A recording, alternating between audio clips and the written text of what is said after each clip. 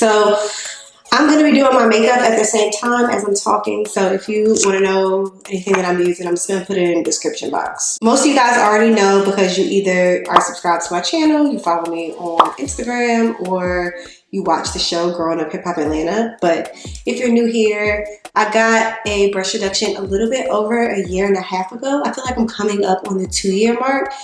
After I first initially got my brush reduction, I jumped right into making a video, first of all, because I was super excited about telling you guys about my experience. And then second of all, because I was so excited to get my YouTube channel started. So I kind of was like prematurely telling you guys stuff. And I feel like I was less than honest in that video. So I wanted to like give you guys like a true year and a half, almost 2-year post-op, like what my final thoughts are about my brush reduction and why I'll be probably getting another one. So first of all, I feel like a very important question and probably the most asked question that I get is about the size of my boobs. When I first went into the surgery, I think I was about an H. And when I left out the surgery after healing, I feel like I was initially a double D, and now I am probably a triple D at this point. And I'm gonna get into my boobs growing back a little bit later. My reasoning for getting a brush reduction was because my back was hurting. My back was killing me. I'm 4'11". I was like 129. I just couldn't handle having an H. I've always had big boobs, but they were never like that massive. So when I became an H and, you know, was wondering where all my back pain was coming from, you know, one of my doctors told me that it was probably my boobs and I should probably look into getting them reduced. When I had like all of my consultations, the biggest decision I needed to make was, I guess, how small I wanted them to be and how I wanted to do the lift. So when you get a brush reduction, you are probably going to need a lift too, especially if they're taking a large amount of breast tissue out. The doctor that I went to presented me with 2 options, and he told me that I can either get I can get breast implants to do the lift, a small breast implant, or I can get lipo and put it in my boobs for it to have more fullness up top so that it's not flat. I'm asking a bunch of questions about it, and he told me, you know, the better option would probably be to put the fat in my boobs, because with breast implants, anything can happen. They might get recalled, they could burst. Like, there's so many different things that can happen when you get breast implants. So the way that he was explaining it to me, I was like, you know, I don't even want to risk that. I don't want to have to go through another surgery, so let's just do the fat. And he, you know, when I said I wanted to do the fat, he responded and said, you know, that's a good idea. I probably would tell my daughter to do the same thing. So boom, now I'm getting a brush reduction and I'm getting liposuction, which I didn't think lipo was going to be that bad, but I'm letting y'all know now, if you want lipo, I'm telling you to rethink it. That was the worst decision I ever made in my life. So I'm telling him, you know, what size boobs I want. I'm saying I want a full C, maybe a small D, but I didn't know if I wanted to go from H all the way down to a C. So I was like, okay, maybe, you know, let's stick more to like the D side. That's when I found out that you can't really tell the doctor, you know, from what I was told, you can't really tell the doctor what size boobs you want. You can't say, you know, I want a full C, because there's no way for him to just know when he's taking my breast tissue, okay, it's a C. I think they work with like, you know, cc's, like this is how many cc's we're gonna take out, but you can give him like a wish pick. I, however, did not do that. I kind of just told him like, you know, I definitely want to be smaller, so I'm gonna trust you as a doctor to make my boobs just match my frame. The healing from my boobs was not painful at all. I can honestly say I legit had no pain from my boobs. All my pain came from my lipo, which is one reason why I wish I would have got the breast implants, because the recovery from my lipo was a bitch. Like, that was probably the worst pain I've ever experienced in my life. But the pain from my boobs on a scale of 1 to 10 was probably a 1. A couple weeks passed. I'm feeling up to, recording a video to let you guys know like how my recovery is going. Shortly after, I have like my first post-op where the doctor checks to see like how I'm doing and everything. And at this point, my breasts are super hard up here. They feel like big, hard ass basketballs. When you are doing a fat transfer, I guess it's probably the same thing when you get a fat transfer to your ass. The fat has to develop a blood supply, so it's gonna be really hard, super hard like a rock, until the fat develops a blood supply. So I wasn't expecting that, and they kind of were like square. Yeah.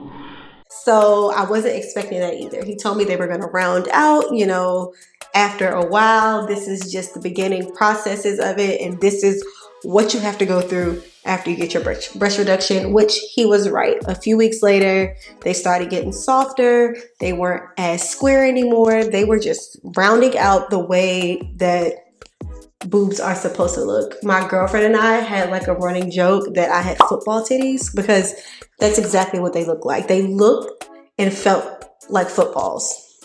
So I will say probably a couple of months passed, and I started to notice that my left boob was bigger than my right boob. It was really significant to me, but every time I would go and see the doctor again, he was telling me that I was still healing, and that he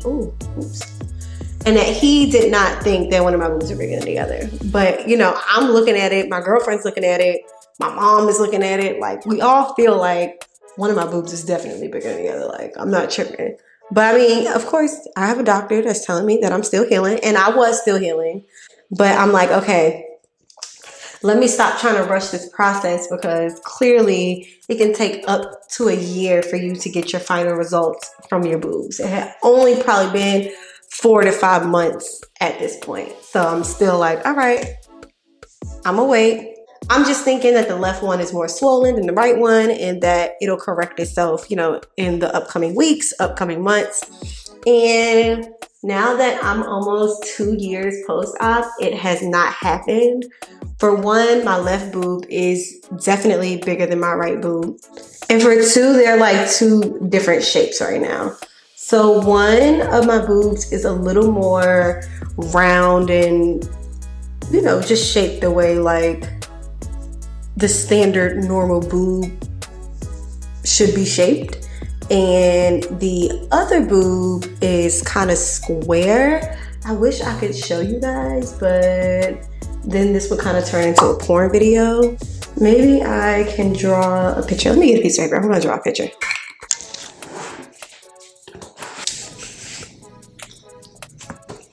So I had to illustrate what my boobs look like. It would be this. So my left tit is a little more square at the bottom, and my right tit is more round and it's smaller.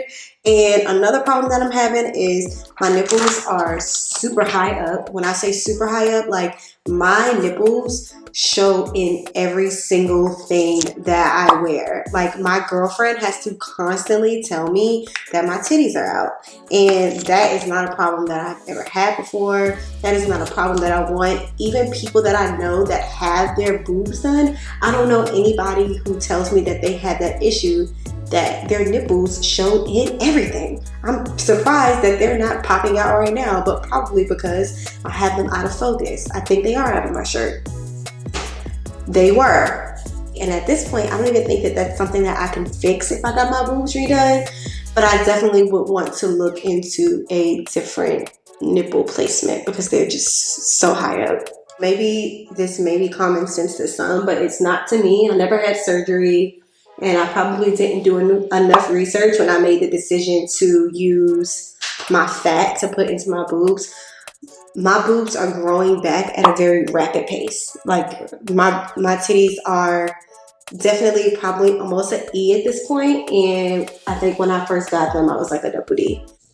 I feel like at this point, I would rather just go back and get the breast implants because everything that I was kind of getting warned about my breast implants were a very low risk. Like, one, it is a myth that you absolutely have to get your breast implants changed out every 10 years. You do not have to. If there's nothing wrong with your breast implants, you can keep them.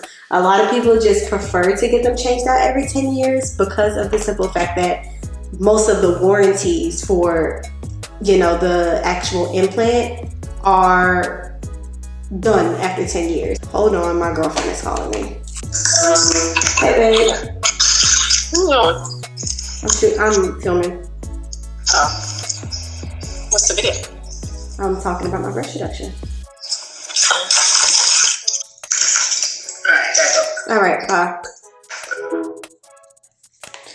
Anyway, don't know what I was talking about. Hopefully I'm picking up where I left off. It probably carries the same risk as when I got fat injected into my boobs, because I could have easily got a fat embolism and died. It's probably the same amount of danger, and I wish I would have known that, because I probably would have just got the implant, because now I am at a point where I don't really like I got fat up here. First of all, if you look at this, I don't know if this is weird. I feel like this is weird, but when I do any type of like tensing up, this right here pops up. Can you see how weird this looks?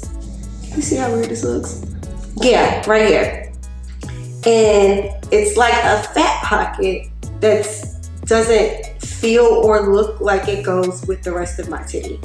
So it gotta go. I don't know how this works because I have to go to a new doctor, but I need to definitely get someone to lipo all of this fat out my boob, because I don't want it there anymore. And I would rather just get a second reduction, and I would get a breast implant for the lift this time. A few months ago, I actually went back to the doctor who did my breast reduction in the first place. And when I said, you know, oh, I feel like my nipples are too high up, and I feel like one of my boobs are bigger than the other, it still was, no, they're not. I feel like your boobs look great, blah, blah, blah. I don't want to say that I feel like that he wasn't really receptive to the criticism that I was giving about my boobs. I mean, you know, you're a doctor, you're an artist, it's your work, and, you know, you're probably just a little bit defensive about your work. You think that you did a fabulous job. And, of course, I'm nitpicking at everything, but it wasn't something that I was just noticing. Everybody, all of my friends who wanted to see my titties, because I showed my titties to everybody, you know, everybody kind of had the same agreement that one of my tits are bigger than the other, they were two different shapes, and that my nipples are super, super, super high up. But, you know, at this point, after about 3 times of the doctor telling me that he didn't feel like anything was wrong with my boobs, I just decided to say, so can I just get another breast reduction, because I just want one? You know, like just making it seem like, you know, I just want to go smaller. And of course, at that point, he's going to say, yeah, because, you know, I have a good following on social media and it's good exposure. You know, I get a significant discount on my surgery, and you get the exposure of me posting your work.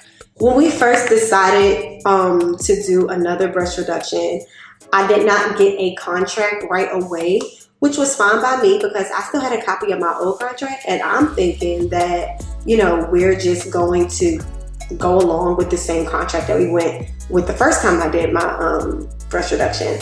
You know, I have to do a certain amount of posts on my social media, and that's it. So literally, I probably asked the person who is like his publicist a few times, you know, like, where's the contract? Where's the contract? Where's the contract? You know, she had a lot going on with her home life, so she never really sent it over when she was supposed to. So yeah, at this point, like I said, I really still was not concerned because, like I said, I had already looked at my previous contract that I had with them, and I figured it would be the same thing. So the day before my surgery was set to happen, my corrective surgery, well, to them, it was just another breast reduction, but in my eyes, it was a corrective surgery. I get there, I go with my girlfriend to the doctor's office, you know, gave them like my blood work, everything was good. We're gearing up for my surgery to happen the next day, and they, you know, presented me with the contract, and she basically like went over everything with me about what was new and what wasn't going to be new. And basically it was nowhere near the same contract. So this contract, since Growing Up Hip Hop Atlanta was not filming it, they did not just want me to post on my social media. They wanted to do my surgery on live. I know y'all seen a lot of doctors perform plastic surgeries live on their page. They wanted me to go live from my page. And I know that to some people that may not be such a big deal, but to me that is a very big deal. That's not something that you tell somebody the day before their surgery. I am not comfortable with me being unconscious, laying on a surgery table and somebody having my phone in their hand on my social media and recording me get a breast reduction live. Right now, my life is really on the line. And if anything were to happen, it would happen on live. It would take 2 seconds for any type of like slip, a nip slip, like I'm butt ass naked, like anything could have happened during this live that I'm not comfortable with. And once that image is out there, you can't get rid of it. Like, no, it's not happening. So we tried to get into like negotiations because I was not willing to do that part. And they were trying to convince me, telling me about different, you know, influencers or celebrities that they were like, oh, such and such, let us do it on live, and such, let us do it on live, and blah, blah, blah. And I'm like, okay, well, that don't have nothing to do with me. And second of all, these people that you are telling me will let you do their surgery on their live, that is the nature of their page. The nature of their page is, you know, they post like racy, raunchy pictures. You know, when you go to their page, it's going to be really raunchy, which I'm not saying that in a bad way. I'm saying that's their aesthetic. I'm not putting that on my page. I'm sorry. I'm not about to be butt ass naked on live, basically. No, it's not happening. So literally the day before my surgery, mind you, we have been planning this surgery for like weeks. I spent hella money doing my blood work, getting an EKG for this surgery. Like that literally was money down the drain that I could have used towards something else. But anyway, they decided actually that since I did not want to be doing my surgery on live, that they would not be performing the surgery on me. The lady came back and said, yeah, the doctor said, you know, you can't do it on live, that it's just not going to make sense for him. And I was just like, all right, well, I feel like that was God anyway, because a part of me now kind of feels dumb. I'm like, you know, you aren't really happy with your boobs now, so why go back to the same person and risk it again? So now I'm kind of looking for a different doctor so that I can get my boobs redone. But now I'm just like, you know, I feel like I started this journey sharing everything with you guys, and I'm kind of just like, do I want to do that again? Or this time, do I just want to keep it private because of how it ended up working out? Well, not working out. You know, stuff like this gets me to thinking, and it makes me feel really sad because when you think about the average cost of a breast reduction, I paid nowhere near that. I didn't even pay half that. I didn't pay a quarter of that. I literally spent a very minute amount of money for my breast reduction compared to what other people spend. And how many women in this world get breast reductions, or any surgery for that matter, that they had to save up so much money for and ended up not being happy with the results? And then what do you do? Because you spent all this time saving up your money, and then now when it comes to getting it corrected, you know how long it's going to take me to save this money up again to pay again? And I barely paid anything. So like I have more insecurities about my boobs now than I had going into the surgery. You know, I'm just sitting here trying to see if I want to even go through this again on YouTube, on TV, on anything. If I don't, I won't have it be completely private. Like, I'll keep you guys in the loop with something. But on a positive note, I want to be very clear that, like I said, the initial reason that I got my breast reduction was so that my back would not hurt. My back does not hurt anymore. I have better posture now. The main goal was accomplished. I just have a couple of other things that I'm not really happy about that I do want to get fixed.